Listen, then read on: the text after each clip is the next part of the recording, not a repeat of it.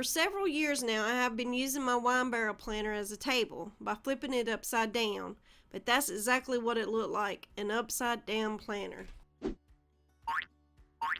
There are some really creative ways to use them on Pinterest, but I wanted to keep it as a table, but better. To turn this half wine barrel planter into a table, I first needed to fix the loose boards. So I applied Gorilla Glue to the boards behind the bands. And I was a little generous with it and just wiped off any that ran. Instead of using clamps, I just laid a wooden round inside to keep the boards pressed against the bands. To clean this up a bit, I used my palm sander to give it a good sanding by going over the entire outside, including the bands. If you're not sure where to find the planters, just go online and you will find that Walmart carries a planter, but it isn't the real deal, but an alternative.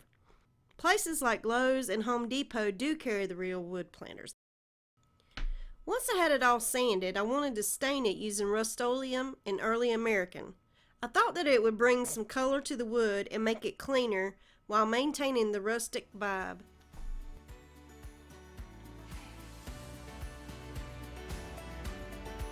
Using the round that I bought for the tabletop, I traced a circle onto a sheet of plywood. Then I clamped the plywood to the table. Of course, Keith was around to lend a hand and give some pointers, like to place a mark on the wood where the table is underneath so that you don't cut into it. I used a paddle bit to drill a hole. Starting from that hole, I began to cut out the circle with a jigsaw. The purpose of the cutout is to be inserted into the barrel for extra stability. I brushed away all the sawdust and screwed in an eye hook to the center so that I would have something to hold on to as I placed it in the barrel. I put the round inside the barrel. By having the eye hook, I was able to keep it somewhat level. I started off just tapping around the edges with a dead blow hammer to keep it from getting cocked. Then I began hitting it harder till I got it down as far as it could go. To make sure it stays in place, I took a square and drew out some rectangles. They didn't need to be perfect, and they could even be a little square. I drew out 5 total at about 2 inches and cut them out with a jigsaw. Remember, these are going underneath to hold the round I cut out for stability, so no one is going to see it. Once they were cut, I spaced them out evenly and attached them with screws. I laid out 3 aluminum blocks. They don't have to be aluminum, but something not flammable. It was time to work on the tabletop.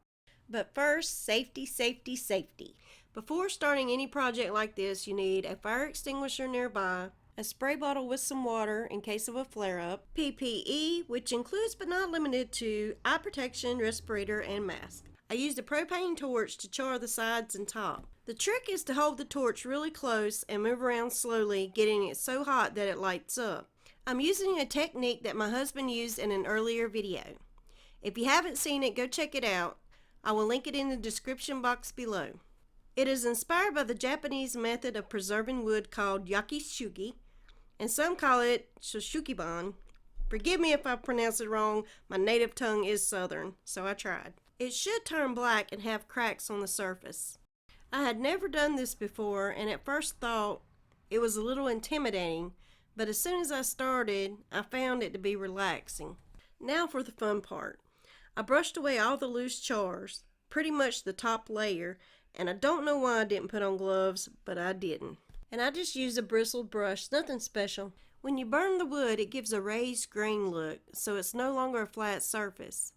You can go back and sand over it, but I like the look. Instead, Keith and I did sand in areas in the valleys because I wanted more contrast. I love the mixture of light and dark woods together. The great thing about this is you don't even have to stain it. You can if you want, but you don't have to. Once I sanded all the places that I wanted, I went back over it with steel wool to blend it better. Then I just wiped it down.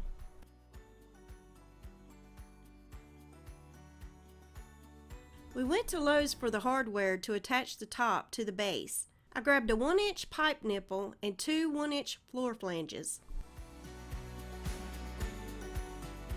To attach a flange to the bottom of the tabletop, I had to find the center. To do that, I measured 3 inches from the edge with a ruler and drew a line with a chalk pencil. I did the same on the opposite side, but made sure the lines were parallel to each other.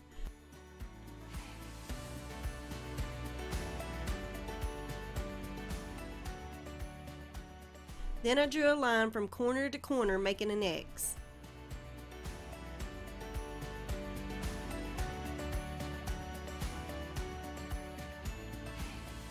I found some screws we had laying around and made sure they were not too long.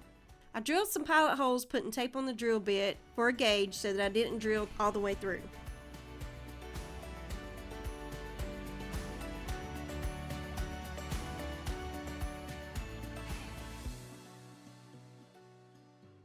Then I added all 4 screws.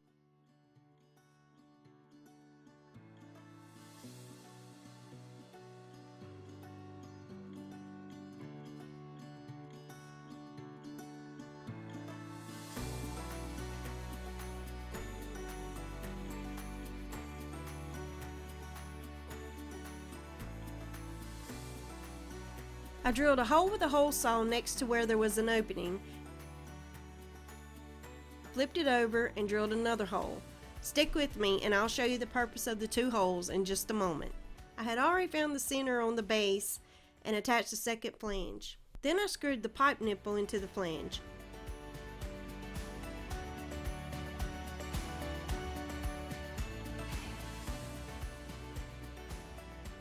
Now the reason for the holes is to run a drop cord through it so that when I put things like my tree on top, I can plug it in. Attaching the plug to a large dowel, a broomstick would work, with the rubber band, and running it through the holes seemed the easiest way to do this for me.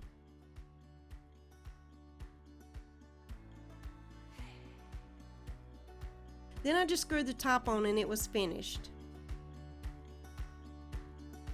And with having a little space underneath, I could add these lights, which look really cool. If you like this video and you would like to see more like it, please comment below. Till next time, thank y'all for watching.